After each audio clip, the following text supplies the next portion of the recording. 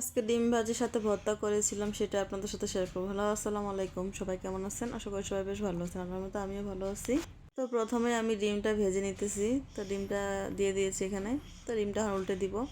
ডিমটা এখন একটু মচমচ করে ভাজবো। শীতের দিনে কিন্তু বিশেষ করে ডিম ভাজি গরম ভাতের সাথে বা ভর্তার সাথে সেই মজা লাগে। তো আজকে সেটাই করব।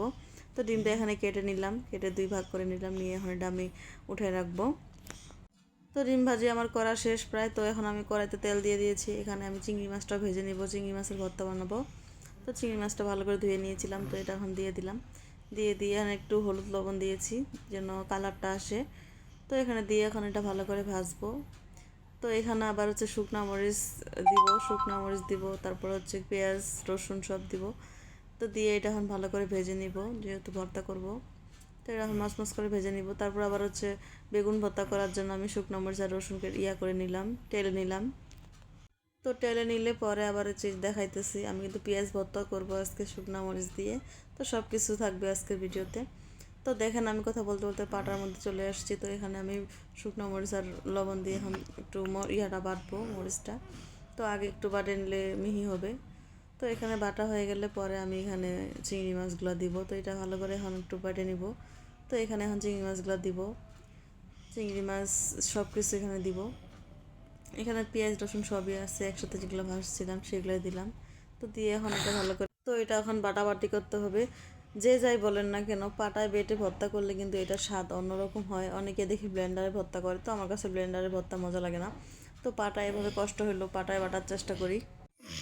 তো এইভাবে পাটায় বাটলে বেশি মজা হয়। তো আপনারা হয়তো জানেন যে পাটায় বাটলে বেশি মজা। তো এখানে পাটায় বাটাবাটি করতেছি। এটা এখন মিহি করে একটু বেটে নিব। আমার কাছে মনে হয় যে মিহি করে বাটলে ভালো হয়।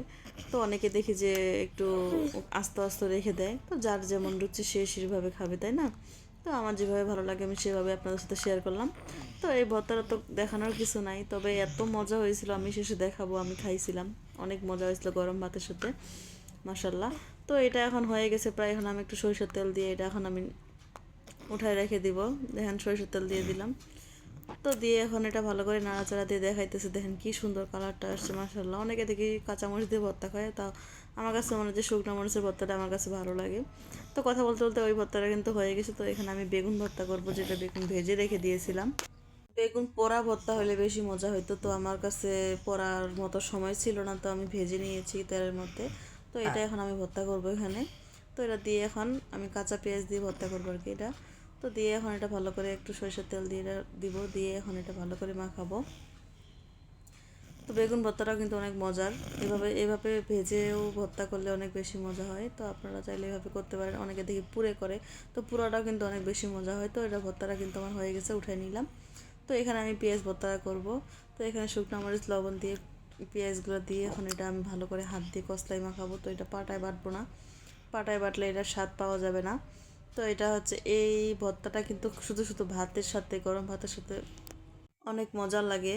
তারপরে হচ্ছে এই ভর্তাটা কিন্তু রুটি বা পরোটার সাথেও কিন্তু আমার কাছে মনে হয় মজা লাগে। তো আমি খেয়েছিলাম এর আগে, তো ভালো লাগে। তো এই ভর্তাটা করে নিলাম, একটু সরষের তেল দিয়ে দিলাম, দিয়ে এখন এটা ভর্তাটা করে নিলাম। দেখেন কালারটা, মাশাল্লাহ। এটা দিয়ে এখন খাওয়া যাবে। তো দেখেন কথা বলতে বলতে আমি কিন্তু দুপুরে খাইতেও বসে চলে গেছি। তো এখানে আমি ভর্তা নিলাম, প্রথমে চিংড়ি মাছের ভর্তা খেয়ে দেখলাম অনেক মজা হয়েছে, তবে ঝালটা একটু বেশি হয়েছে। তো ঝাল ছাড়া তো ভালো লাগবে না। তো ডিম ভাজি নিলাম, নিয়ে এখানে পেঁয়াজ ভর্তাটাও নিলাম, এখানে আমি বেগুন ভর্তাটাও নিলাম। তো নিয়ে এখন খাওয়া শুরু করে দিচ্ছি। আমার তো এখন ভয়েস দিতে কষ্ট হচ্ছে, অনেক বেশি খাওয়ার ইচ্ছে করতেছে আবার। তো সবাই ভালো থাকবেন, খোদা হাফেজ।